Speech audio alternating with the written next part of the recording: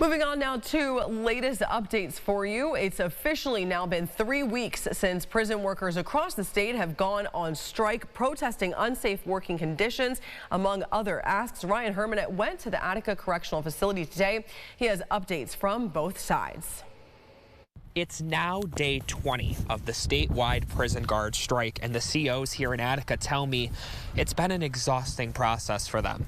With the most recent agreement between docs and the correctional union stating that these COs must return to work by Monday morning, they tell me they plan to stay here and continue fighting.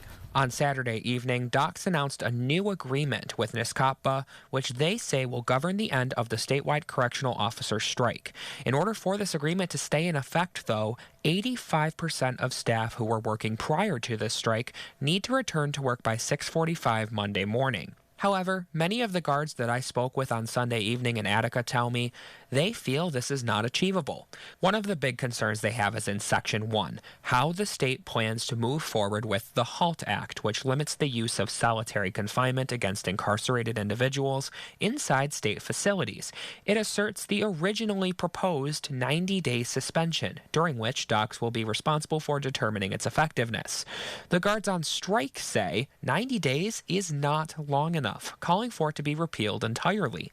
And of course, there's still the concerns with overtime. Docs details in the agreement a plan to, quote, minimize and work towards eliminating anyone working 24-hour mandatory overtime, end quote.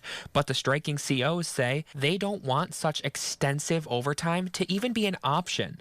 During the first half of the day Saturday, the correctional union announced to its members that it took legal actions to ensure its returning members receive full benefits, namely health insurance.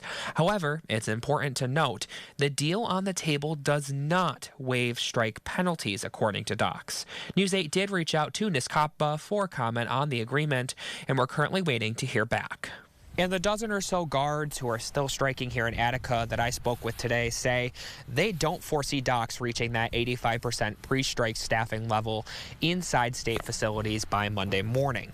And that many of the COs who are still striking, although they have gone home for today, plan to come back out here tomorrow and stick to the picket lines. Reporting in Attica, Ryan Herman, News 8.